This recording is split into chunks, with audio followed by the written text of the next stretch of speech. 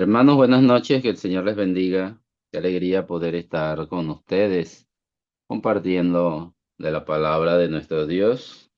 Y esta noche quiero compartirles un tema muy importante para cada uno de nosotros y es la humildad del amor. ¿Por qué este tema es tan importante y necesario? Porque lamentablemente la gente considera hoy en día muy aceptable y hasta normal el promocionarse, el alabarse, el ponerse en primer lugar. Muchos, de hecho, consideran al orgullo como una virtud. Por otra parte, hay quienes ven la humildad como una debilidad.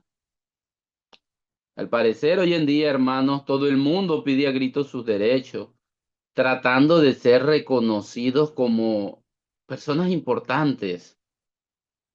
Y la preocupación con la autoestima, con el amor propio y la gloria personal está destruyendo las mismas bases sobre las que se levanta nuestra sociedad. Sabemos que ninguna cultura puede sobrevivir al orgullo desenfrenado, porque toda la sociedad depende de las relaciones. Entonces, hermanos, cuando las personas están comprometidas, sobre todo consigo misma, lamentablemente las relaciones se desintegran. Y es precisamente lo que pasa en nuestra cultura, donde vemos las amistades, los matrimonios y las familias enteras se están desmoronando. Lamentablemente la preocupación por uno mismo también se ha introducido en las iglesias del Señor. Quizás el fenómeno de mayor crecimiento en el cristianismo moderno es el énfasis en el orgullo, en la autoestima, en la autoimagen, en la satisfacción personal y en muchas otras manifestaciones de egoísmo que podemos ver. De ahí surge lo que podríamos llamar una nueva religión de egocentrismo, una nueva religión de orgullo e incluso de arrogancia. Muchas voces de cada parte de la gama teológica nos llaman a unirnos a un culto de autoestima. Sin embargo, hermanos, la Biblia es clara en que el egoísmo no tiene lugar dentro de ninguna teología cristiana. Jesús enseñó reiteradamente contra el orgullo y con su vida y enseñanza exaltó sin cesar la virtud de la humildad. Y esto en ninguna otra parte de las Escrituras, hermanos, es más claro que en Juan capítulo 13. Ahí va a estar centrado el estudio de esta noche, ya que el capítulo 13 constituye un momento decisivo en el Evangelio de Juan y el ministerio de nuestro Señor Jesucristo. El ministerio público de Jesús al pueblo de Israel había seguido todo su curso y terminado en el rechazo completo y definitivo que le hicieran como Mesías. El primer día de la semana, nuestro Señor Jesucristo había entrado muy triunfante a Jerusalén ante aquellos gritos entusiastas de los habitantes. Sin embargo, estos nunca entendieron en verdad el ministerio y el mensaje de nuestro Señor Jesucristo. El tiempo de la Pascua había llegado y ya para el viernes Jesús sería totalmente rechazado y luego ejecutado.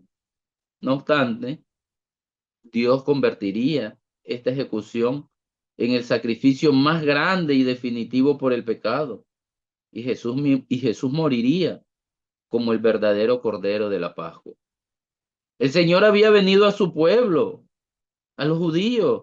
Y dice Juan 1:11, y los suyos no le recibieron. Por tanto, él se había alejado de su ministerio público para tener comunión íntima con sus discípulos. Ahora era el día antes de la muerte de Jesús y Jesús, en vez de estar preocupado con pensamientos acerca de su muerte, de cargar con el pecado de la humanidad y de glorificación, estaba totalmente consumido con su amor por los discípulos. Aunque nuestro Señor Jesucristo sabía que pronto iría a la cruz, moriría por los pecados de la humanidad, Él seguía preocupándose por las necesidades de 12 hombres. Su amor nunca fue y nunca es impersonal. Ese es el misterio del amor, hermano. En lo que literalmente fueron las últimas horas antes de su muerte, Jesús siguió mostrando una y otra vez su amor a los discípulos. Y Juan nos relata esta demostración gráfica de amor. Vamos al Evangelio de Juan, capítulo 13. Vamos a leer los versículos del 1 hasta el 17. Juan capítulo 13, versículos del 1 al 17. Antes de la Pascua, sabiendo Jesús que su hora había llegado para que pasase de este mundo el Padre, como había amado a los suyos que estaban en el mundo, los amó hasta el fin. Y cuando cenaban, como el diablo ya había puesto en el corazón de Judas Iscariote, hijo de Simón, que le entregase, sabiendo Jesús que el Padre le había dado todas las cosas en las manos y que había salido de Dios y a Dios iba, se levantó de la cena y se quitó su manto y tomando una toalla se la ciñó. Luego puso agua en un lebrillo y comenzó a lavar los pies de los discípulos y a enjugarlos con la toalla con que estaba ceñido. Entonces vino a Simón Pedro y Pedro le dijo, Señor, ¿tú me lavas los pies? Respondió Jesús y le dijo, lo que yo hago, tú no lo comprendes ahora, mas lo entenderás después. Pedro le dijo, no me lavarás los pies jamás. Jesús le respondió, si no te lavare, no tendrás parte conmigo. Le dijo Simón Pedro, Señor, no solo mis pies, sino también las manos y la cabeza. Jesús le dijo, el que está lavado no necesita sino lavarse los pies, pues está todo limpio y vosotros limpios estáis, aunque no todos, porque sabía quién le iba a entregar, por eso dijo, no estáis limpios todos. Así que después que les hubo lavado los pies, tomó su manto, volvió a la mesa y les dijo, ¿sabéis lo que os he hecho? Vosotros me llamáis maestro y señor, y decís bien porque lo soy. Pues si yo, el Señor y el Maestro, he lavado vuestros pies, vosotros también debéis lavaros los pies los unos a los otros, porque ejemplo os he dado para que como yo os he hecho, vosotros también hagáis. De cierto os digo, el siervo no es mayor que su Señor, ni el enviado es mayor que el que le envió. Si sabéis estas cosas, bienaventurados seréis si las hiciereis. Es muy probable, hermanos, que nuestro Señor Jesucristo y los discípulos se hubieran apartado en Betania de la vista de los demás durante la última semana antes de la crucifixión. Y después de venir de ahí o de cualquier otro lugar cercano a Jerusalén, quizá, habrían tenido que recorrer caminos muy polvorientos. Entonces, naturalmente, para cuando llegaron, ellos tenían los pies cubiertos de polvo. Y todos en esta cultura enfrentaban el mismo problema, ya que las sandalias casi no protegían los pies de la suciedad, y los caminos eran una gruesa capa de polvo o montones de lodo. Así que a la entrada de toda casa judía había una vasija grande de agua para lavar los pies sucios. Normalmente, el lavado de los pies era un deber del siervo más humilde. Y cuando llegaban invitados, este siervo iba a la puerta y les lavaba los pies. Por cierto, esto es una tarea un poco agradable. Entonces, el lavar los pies era tal vez su deber más servil y solamente los sirvientes realizaban esto para otros. Incluso los discípulos de un rabino no debían de lavar los pies de su maestro, ya que esta tarea era exclusivamente de un siervo. Y cuando Jesús y sus discípulos llegaron al aposento alto, no encontraron un siervo que les lavara los pies en ese momento. Y nuestro Señor Jesucristo hace solo unos días antes les había dicho a sus 12 discípulos en Mateo capítulo 20, versículos 26 y 27, el que quiera hacerse grande entre vosotros será vuestro servidor, y el que quiera ser el primero entre vosotros será vuestro siervo. Si los discípulos del Señor hubieran hecho caso a esta enseñanza, uno de los 12 habría lavado los pies de los demás, hermano. O quizás mutuamente ellos habían participado en esta tarea. Eso pudo haber llegado a ser algo hermoso, pero a causa de su egoísmo ni siquiera se les ocurrió. No les pasó por la cabeza este pensamiento. Y un pasaje paralelo en Lucas 22, versículos del 24 al 26, nos da una idea de cuán egoístas eran estos discípulos y qué era lo que estaban pensando en esa noche. Dice Lucas 22, versos del 24 al 26. Hubo también entre ellos una disputa sobre quién de ellos sería el mayor, pero él les dijo, los reyes de las naciones se enseñorean de ellas, y los que sobre ellas tienen autoridad son llamados bienhechores, mas no así vosotros, sino sea el mayor entre vosotros como el más joven, y el que dirige como el que sirve. Qué escena tan triste realmente, hermanos. Nuestro Señor Jesucristo apenas estaba a unas horas de ir y ser entregado, y los discípulos están pensando únicamente en quién iba a ser mayor que el otro, en quién iba a ejercer autoridad entre ellos. Ellos discutían sobre quién era el mayor, y al discutir al respecto, obviamente que ninguno de ellos se rebajaría a lavar los pies del otro. La vasija estaba ahí, la toalla estaba ahí, todo estaba listo, pero ninguno se dispuso a lavar los pies de los demás. Si alguien en ese aposento debió de haber estado pensando en la gloria que tendría en el reino, ese fue nuestro Señor Jesucristo. Juan capítulo 13, versículo 1, afirma que el Señor sabía que había llegado su hora. Entonces él se encontraba en un horario divino. Él sabía que iba a estar con el Padre.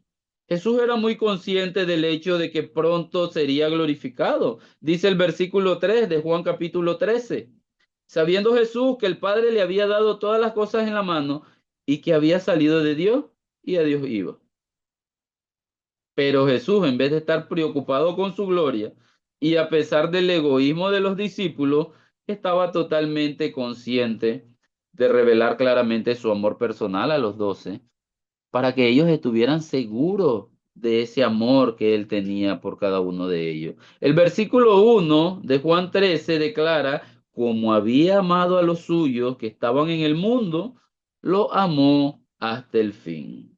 Esta palabra hasta el fin en el griego denota un significado más profundo. Denota que Jesús los amó a la perfección, que Jesús los amó hasta lo sumo, los amó con total plenitud de amor, no era un amor superficial, era un amor completo, hermano. Y esa es la naturaleza del amor de nuestro Señor Jesucristo. Y lo mostró reiteradamente, incluso en su muerte. Cuando fue arrestado, perdón, cuando Jesús fue arrestado, dispuso que los discípulos no fueran arrestados. Mientras Jesús estaba en la cruz, se aseguró de que Juan cuidara de su madre María en los años venideros. Jesús se extendió a un ladrón moribundo y lo salvó. Es muy asombroso realmente, hermano, que en esa última hora de llevar los pecados del mundo, en medio de todo el dolor y el sufrimiento que soportara, nuestro Señor Jesucristo estuviera pendiente de aquel aspirante a discípulo que colgaba a su lado. Porque nuestro Señor Jesucristo ama por completo. Él ama absolutamente y a la perfección. Él ama sin reservas. En momentos en que la mayoría de hombres se hubieran preocupado de sí mismo, Él se humilló desinteresadamente para satisfacer únicamente las necesidades de otro. Y es ese el amor verdadero. Aquí es donde está la gran lección de todo este relato.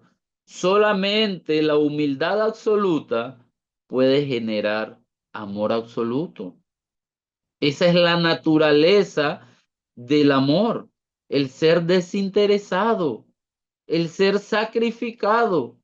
En Primera de Corintios capítulo 13, en el versículo 5, el apóstol Pablo escribió que el amor no busca lo suyo. Entonces, en realidad, hermano, para condensar toda la verdad de Primera de Corintios 13 en una declaración, podríamos asegurar que la mayor virtud del amor es su humildad, porque es la humildad del amor la que lo demuestra y lo hace visible.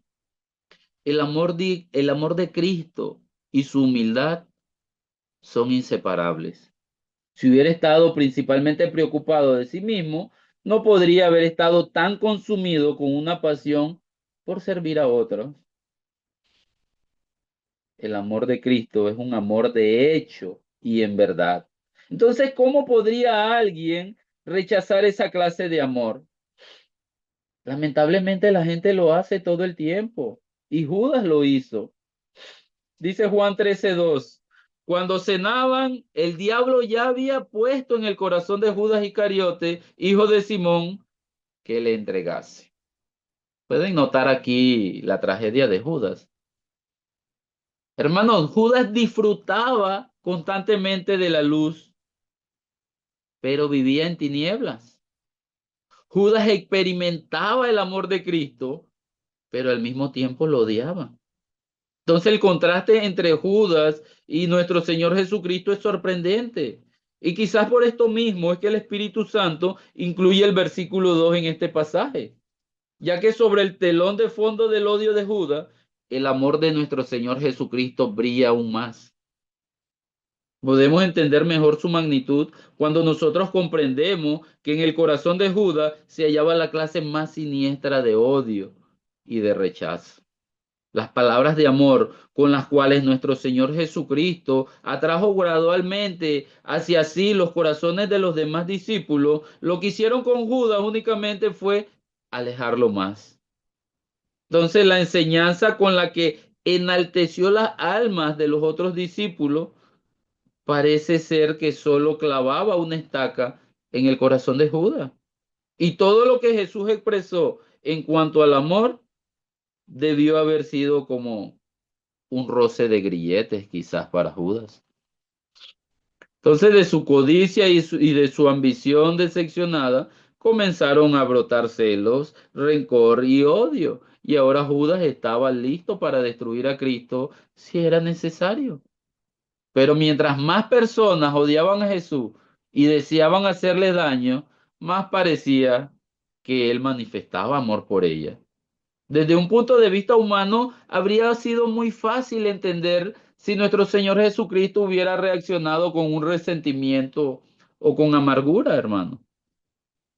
Pero lo único que Jesús tenía era amor. Incluso enfrentó el mayor perjuicio con supremo amor. Dentro de poco estaría de rodillas a los pies de Judas, lavándoselos. Jesús esperó hasta que todos estuvieran sentados y la cena fuera servida. Entonces, en un acto inolvidable de humildad que debió haber sido sorprendido a los discípulos, esto debió haber sorprendido mucho a los discípulos. Dice Juan 13, versículos 4 y 5, hablando de Jesús, se levantó de la cena y se quitó su manto y tomando una toalla se la ciñó, luego puso agua en un lebrillo y comenzó a lavar los pies de los discípulos y a enjugarlos con la toalla con que estaba ceñido.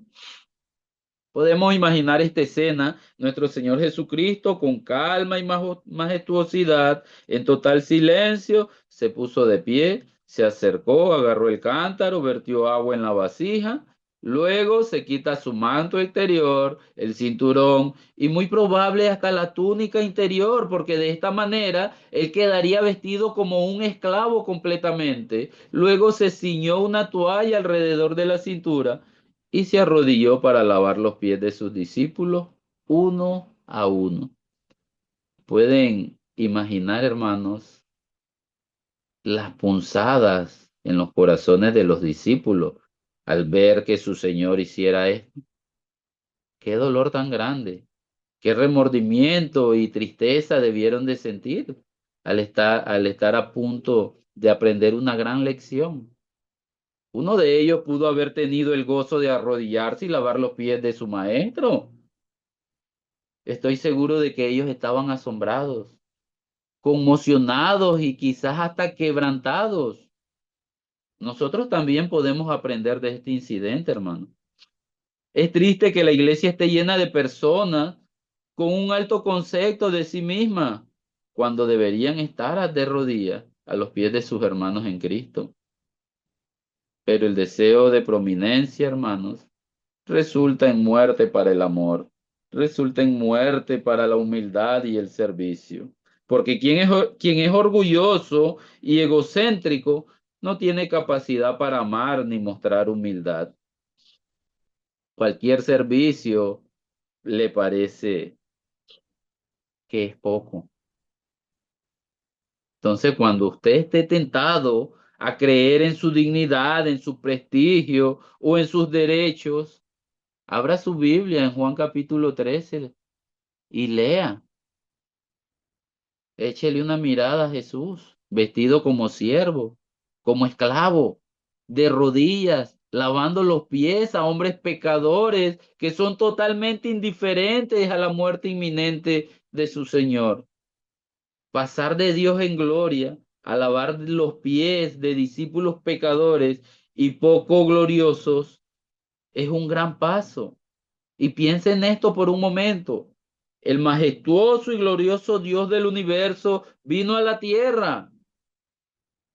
En sí eso ya es humildad, pero que luego se arrodillara para lavar los pies de hombres pecadores, eso es una humildad indescriptible, hermanos. Que un pecador lave los pies a otro pecador es un sacrificio de dignidad relativamente pequeño, pero que Jesucristo, en cuyo corazón latía el pulso de la deidad eterna, se inclinara y lavara los pies de hombres despreciables, esa es la clase más grande de humillación, hermano. Y esa es la naturaleza de la auténtica humildad, así como la prueba del auténtico amor. El amor tiene que ser más que palabras. En Primera de Juan, capítulo 3, versículo 18, dice el apóstol Juan aquí, no amemos de palabra ni de lengua, sino de hecho y en verdad. Es que el amor, hermanos, el amor que es verdadero, se expresa en actividad, no solamente en palabras.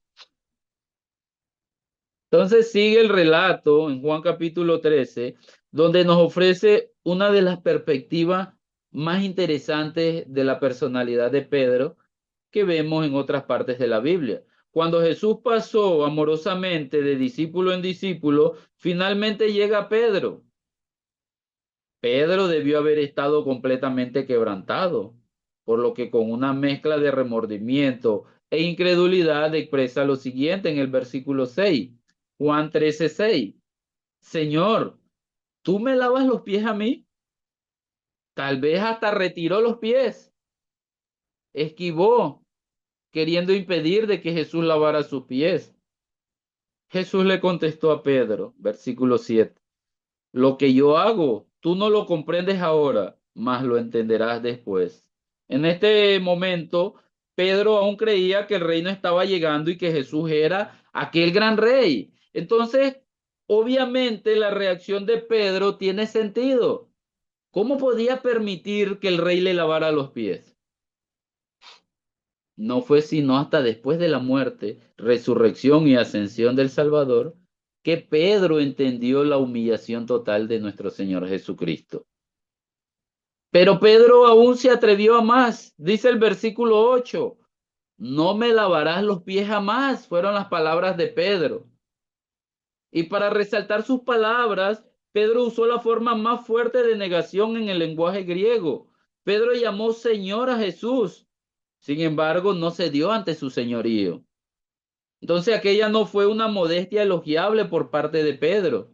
Versículos 8 y 9. Jesús le respondió, si no te lavare, no tendrás parte conmigo. Le dijo Simón Pedro, Señor, no solo mis pies, sino también las manos y la cabeza. Algo muy típico de Pedro, hermanos. Si nosotros recordamos todos aquellos relatos que nos muestran a Pedro, vemos cómo Pedro pasa de un extremo al otro. Primero dice Pedro, no me lavarás los pies jamás. Y luego pasa al siguiente extremo, que le dice, no solo mis pies, sino también las manos y la cabeza.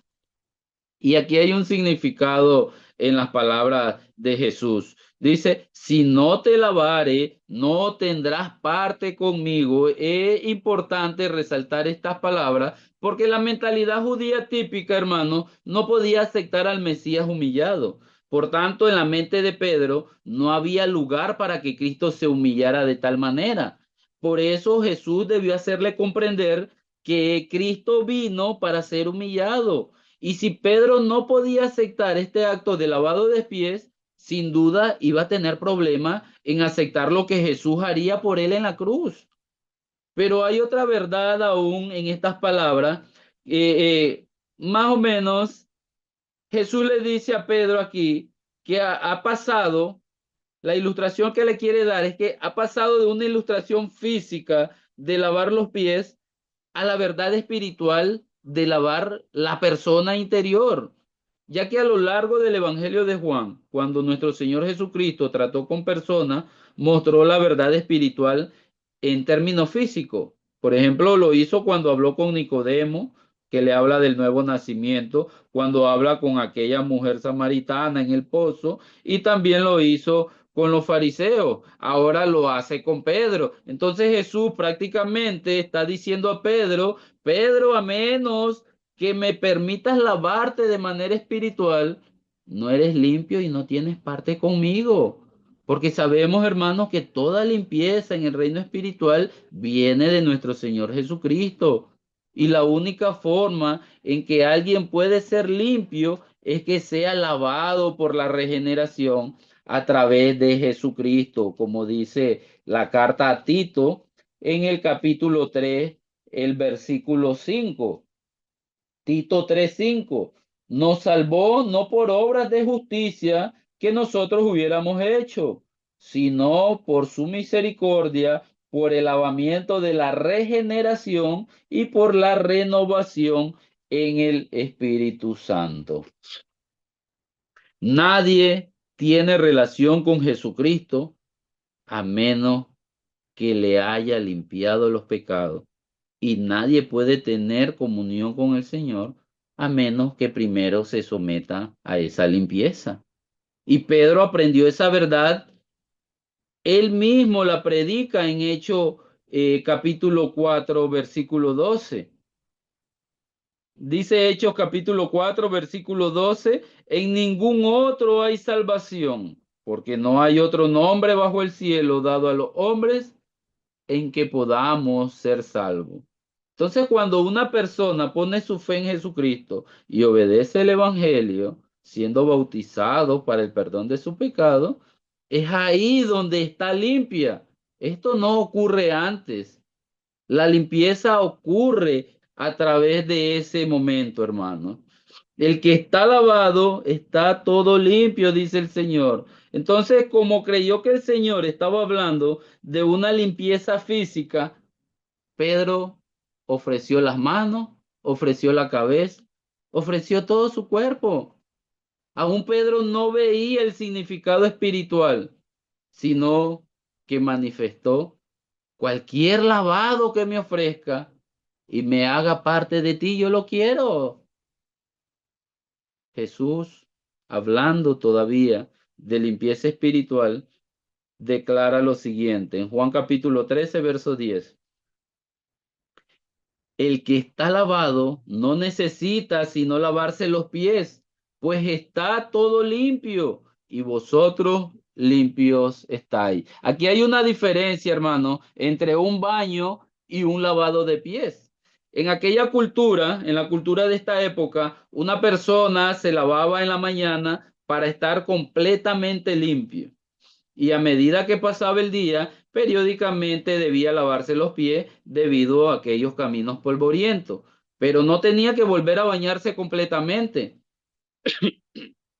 Lo único que necesitaba era lavarse los pies para eliminar la suciedad antes de entrar a casa de alguien. Entonces Jesús está diciendo básicamente, una vez que tu persona interior ha sido bañada en redención, estás limpio. De ahí en adelante no tienes que bañarte de nuevo, o sea, no necesitas volver a ser redimido. No necesitas volver a lavarte cada vez que cometes un pecado. Lo único que Dios tiene que hacer es quitar el polvo todos los días. Posicionalmente, hermano, estás limpio, como le dijo a Pedro en el versículo 10. Pero desde el punto de vista práctico, debes lavarte todos los días al caminar por el mundo y contaminarte. Y a ese lavado espiritual es a lo que Juan llama en el capítulo 1, primera de Juan capítulo 1, versículo 9. A este lavado espiritual de pies, dice primera de Juan capítulo 1, versículo 9, si confesamos nuestros pecados, Él es fiel y justo para perdonar nuestros pecados y limpiarnos de toda maldad. Jesús sabía, hermanos, cuáles de los discípulos estaban realmente limpios por redención. Además sabía cuáles eran los planes de Judas para esa noche. Dice Juan 13:11, porque sabía quién le iba a entregar, por eso dijo, no estáis limpios todos. Estas palabras debieron haber convencido el corazón de Judas, hermano. Judas sabía lo que quiso decir nuestro Señor Jesucristo. Estas palabras, combinadas con el lavado de los pies, constituyeron lo que sería el último llamado en amor para que Judas no hiciera lo que planeaba hacer, hermano. ¿Qué pasaba por la mente de Judas cuando Jesús se arrodilló y le lava los pies? No sabemos con exactitud. Las escrituras no lo dicen. Pero pensara lo que pensara, esto no lo disuadió de sus planes malvados.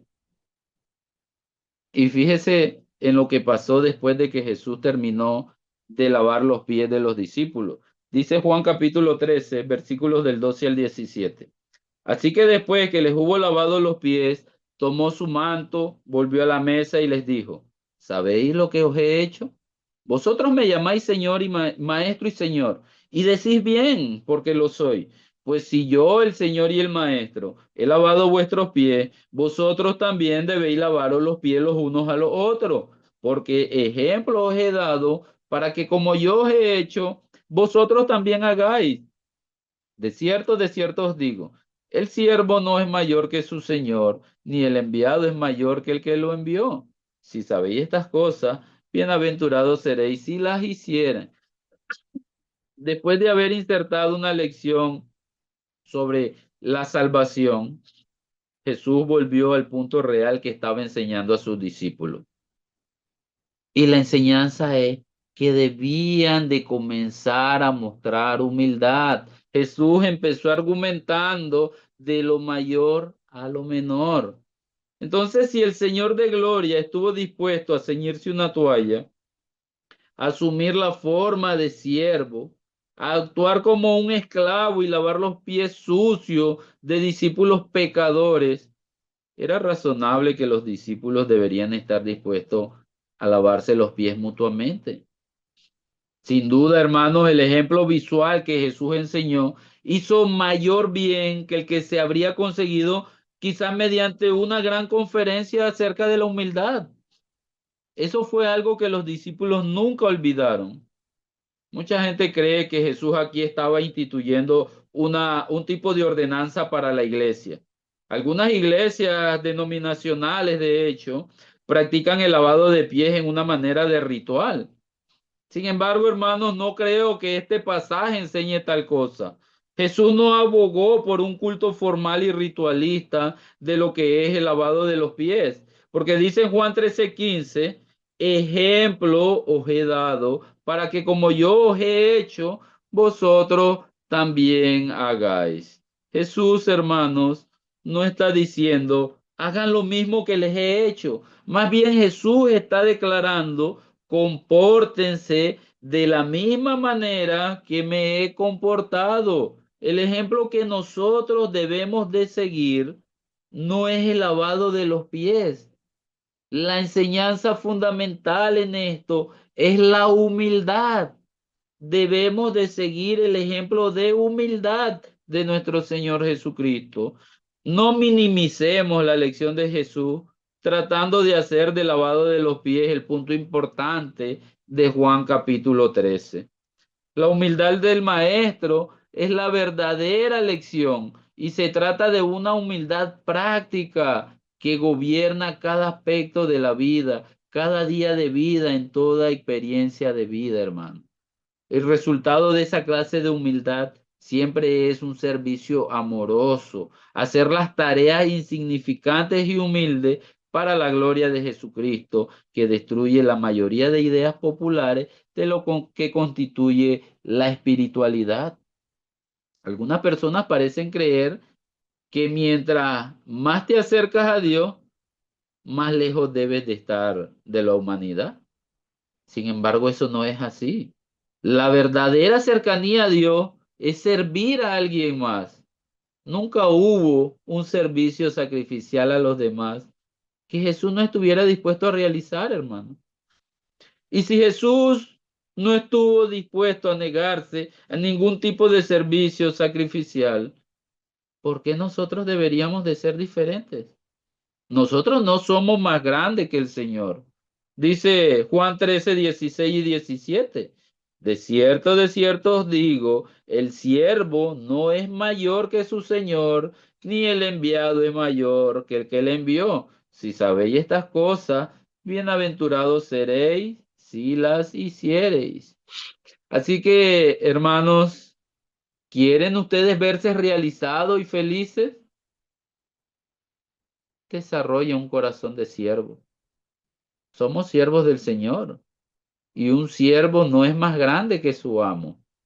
Si Jesús pudo descender de una posición de deidad para convertirse en hombre y luego humillarse más para ser un siervo y lavar los pies de 12 pecadores que verdaderamente no lo merecían, nosotros no debemos, nosotros más bien debemos estar dispuestos a sufrir cualquier indignidad para servir a nuestros hermanos, para servir a los demás, porque eso es amor verdadero y humildad verdadera, hermano.